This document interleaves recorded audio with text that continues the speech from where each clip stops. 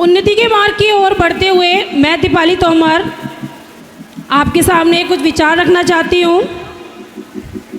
कहते हैं जिस गांव में बारिश ना हो, कहते हैं जिस गांव में बारिश ना हो वहाँ की फसलें खराब हो जाती हैं, और जिस घर समाज में संस्कार ना हो वहाँ की पीढ़ी दर पीढ़ियाँ खराब हो जाती हैं। एक बार फिर दोहराना चाहूँगी कि जिस गांव में बारिश ना हो वहाँ की फसलें खराब हो जाती हैं, और जिस घर समाज में संस्कार ना हो वहाँ की पीढ़ी दर पीढ़ी खराब हो जाती हैं। जैसा कि आप सभी को हमारे स्कूल के प्रिंसिपल सर ने समाज से बढ़ती बुराइयों के बारे में, अनुधामा मैम ने सोशल मीडिया के बारे में बताया है, तो उसी बात को आगे बढ़ते हुए मैं बताना चाहूँगी कि सोशल मीडिया और समाज में बढ़ती बुराइयों के कारण हमारे बच्चों पर किस प्रकार प्रभाव पड़ रहा है।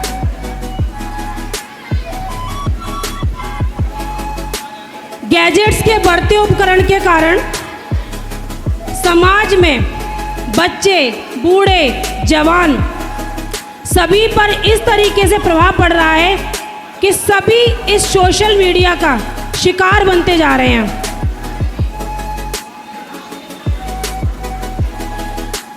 सभी अभिभावक से मेरी गुजारिश है कि प्लीज़ धैर्यपूर्वक थोड़ा सा सुने, तभी समझ में आएगा आप सबको। जैसे पेय पदार्थों को पीने की वजह से नशा हो जाता है, उसी प्रकार आज के आधुनिक दौर में मोबाइल फ़ोन, सोशल मीडिया हम सभी के लिए एक नशा बन गया है।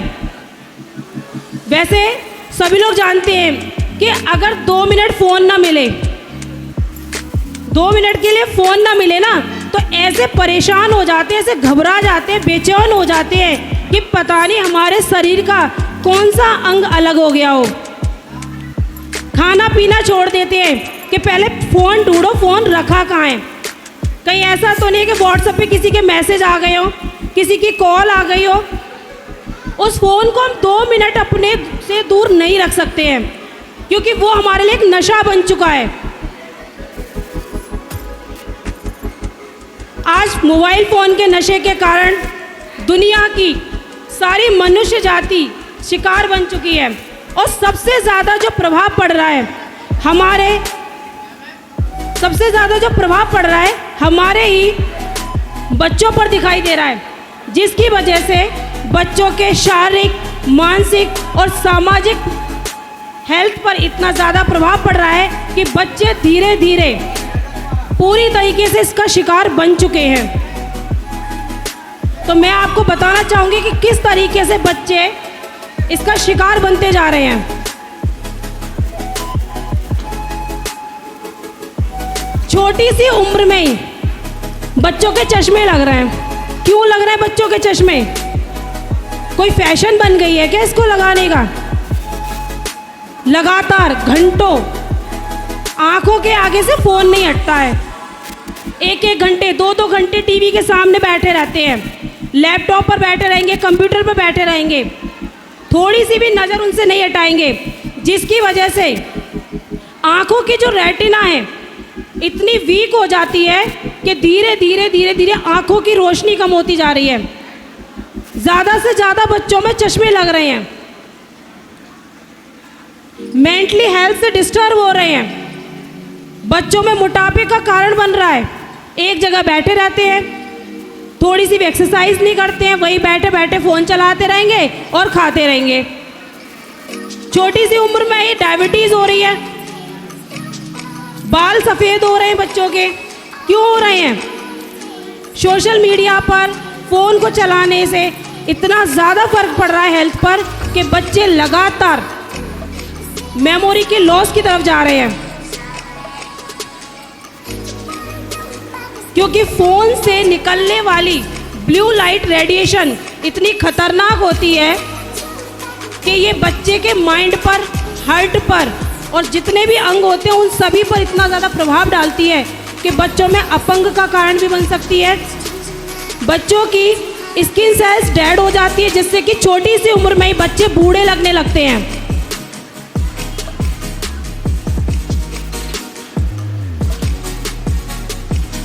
थोड़ा सा शोर प्लीज़ कम कीजिए।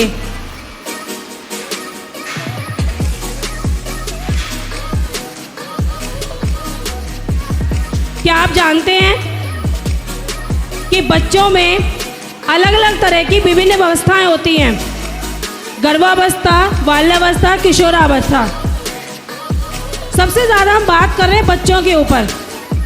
जैसा कि हमारी अनु मैम ने बताया था कि गर्भावस्था में जब माँ गर्भ से होती है तो माँ उस समय पर 9 महीने तक जो भी खाती है, जो भी पीती हैं, जैसा व्यवहार रखती हैं, जैसे विचार रखती हैं, वैसा ही बच्चे की हेल्थ पर डायरेक्ट प्रभाव पड़ता है।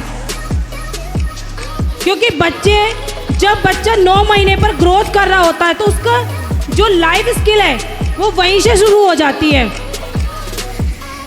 क्योंकि जब 9 महीने में जब बच्चे का सबसे पहले हार्ट ब्रेन की ग्रोथ होती है, उसके बाद धीरे धीरे बॉडी का डेवलपमेंट होता है। तो 9 महीने में जब बच्चा पूरी तरीके से डेवलप हो जाता है तो शुरुआत उसकी गर्भ से ही हो जाती है।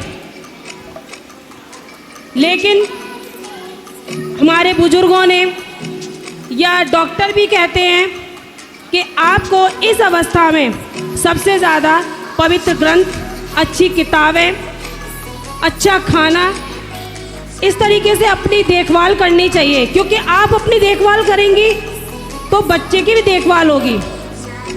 लेकिन आज के आधुनिक दौर में क्या हो रहा है कि जितनी भी माएँ हैं उनको फ़ोन चलाने से, टीवी देखने से फुर्सत ही नहीं है।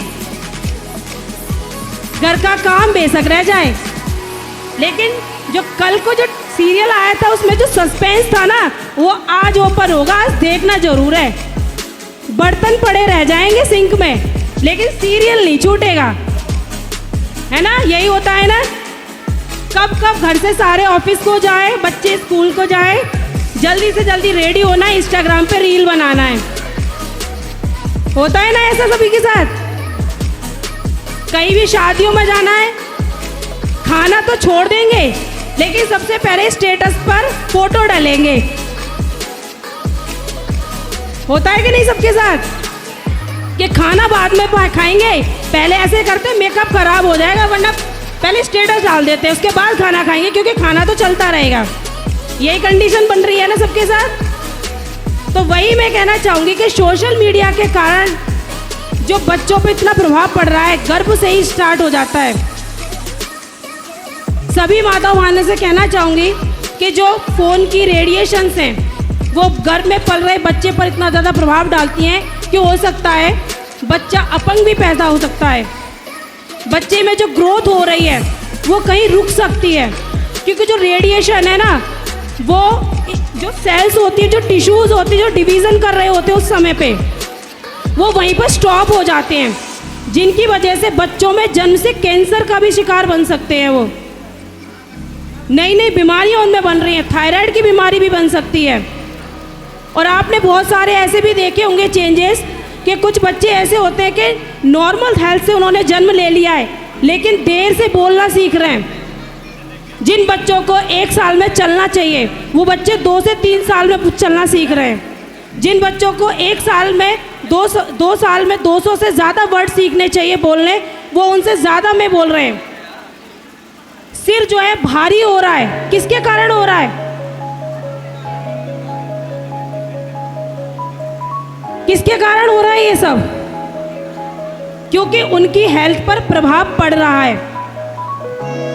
गलतियां यहां से शुरू हुई हैं। दूसरी गलती शुरू हो जाती है बाल्यावस्था में।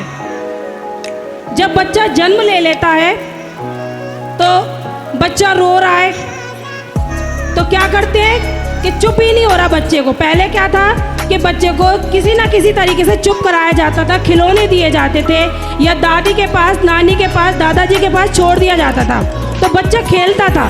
लेकिन आज क्या है, जो जॉइंट फैमिली से निकल करके हम जो सेपरेट फैमिली में आ रहे हैं, बच्चों को माएँ क्या करती थी, फ़ोन दे देती हैं कि ले फ़ोन देखता रहे जब तक मैं अपना काम कर लूँगी। होता है ना ऐसा कि फ़ोन ले ले जब तक मैं अपना काम कर लूँगी। आजकल इतनी गंदी आदत पड़ गई है बच्चों में, मैं खुद देखती हूँ कि बच्चा छोटा सा है, दूध नहीं पी रहा है, उसको इतनी गंदी आदत डाल दे, जब तक उसके सामने कार्टून्स नहीं चलाए जाएंगे ना, तब तक वो दूध पीना शुरू नहीं करेगा। तभी पिएगा जब उसके सामने फ़ोन होगा, कार्टून्स चलेंगे, तभी स्टार्ट करेगा। होता है ना ऐसा सबके साथ। तो सभी से यही गुजारिश है कि इस तरह की आदत बच्चों में बिल्कुल भी ना डालें, क्योंकि जब बच्चा 3 से 12 साल की उम्र में ग्रोथ कर रहा होता है, वो जड़ होती है बच्चे की, तो बच्चे को जैसा एनवायरनमेंट मिलेगा ना, बच्चा वैसा ही सीखेगा। जैसा फ़ोन में सीखेगा वैसा ही उस पर प्रभाव पड़ेगा। जैसे वातावरण में रहेगा वो वैसा ही सीखेगा। अच्छा वातावरण होगा तो अच्छा सीखेगा, और बुरा वातावरण होगा तो वो बुरा सीखेगा। और ये जो वातावरण है उसकी किशोरावस्था, युवावस्था, वृद्धावस्था तक चलती है, जिंदगी भर चलेगी, और यहीं से उसकी शुरुआत है। हमें सोचना चाहिए बच्चे के बारे में कि बच्चे का फ्यूचर कैसा होना चाहिए। अगर 3 से 12 साल की उम्र में बच्चे को हमने अगर अच्छा वातावरण दिया है तो उसकी किशोरावस्था भी बहुत अच्छे से जाएगी। किशोरावस्था में जब 12 से 18 साल की उम्र में जो शुरू हो जाती है, सोशल मीडिया के कारण टीनेजर्स सबसे ज़्यादा परसेंटेज में प्रभावित हो रहे हैं। बच्चे सोशल मीडिया पर अकाउंट्स बनाते हैं, फेसबुक पर, इंस्टाग्राम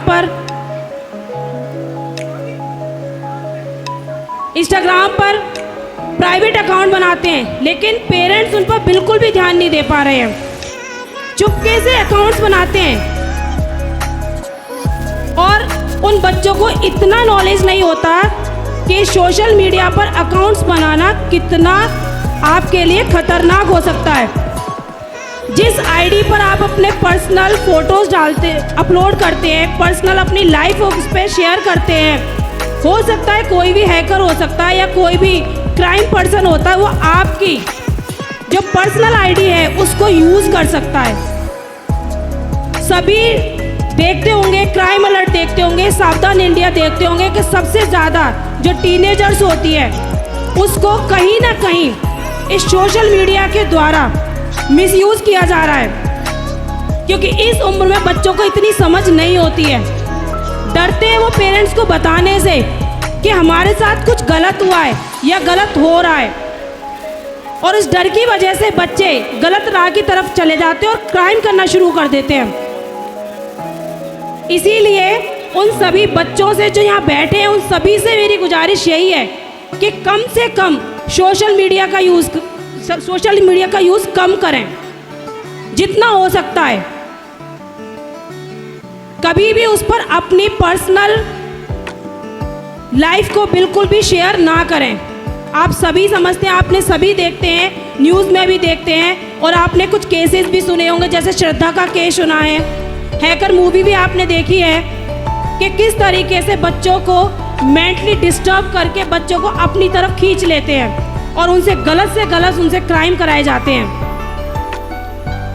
तो यहाँ पर मेरी सभी से यही है कि हम सबकी जिम्मेदारी बनती है कि हम अपने बच्चों को, अपने परिवार को समाज से बढ़ती बुराइयों से और सोशल मीडिया के दुष्प्रभावों से बचा सकते हैं। उन्हें ज़्यादा से ज़्यादा समय दें, उनसे सुबह से लेकर शाम तक की जो भी घटना होती है, स्कूल में होती है, ट्यूशन में होती है, या वो कहीं भी जाते हैं, तो उनसे बैठ कर के पूछें, उन्हें टाइम दें, क्योंकि सभी की लाइफ बिजी है, सभी यहाँ पर वर्कर हैं, सब यहाँ पर इतने बिजी हैं कि कोई किसी को टाइम नहीं दे पा रहा है। इसीलिए सभी से ये गुजारिश है कि अपने परिवार को आप बचा सकते हैं, अपने बच्चों को बचा सकते हैं। तो अंतिम शब्दों के साथ मैं विराम देना चाहूँगी कि संस्कार ही अपराधों को समाप्त कर सकते हैं। संस्कार ही अपराधों को समाप्त कर सकते हैं, सरकार नहीं। जो संस्कार हमें बुजुर्गों से मिल सकते हैं वो किसी दुकान में नहीं मिल सकते। जो संस्कार हमें अपने बड़े बुजुर्गों से मिल सकते हैं वो किसी भी दुकान में नहीं मिल सकते। एक बात और कहना चाहूँगी कि सोच बेशक नहीं रखो, लेकिन सभी जानते हैं कि संस्कार तो हमारे पुराने ही अच्छे हैं, है कि नहीं है? तो मैं अपने शब्दों को विराम देते हुए अपनी ही कॉलेज की सह अध्यापिका मिस प्रीति मैम को बुलाना चाहूँगी, वो अपने कुछ विचार प्रस्तुत करें। धन्यवाद।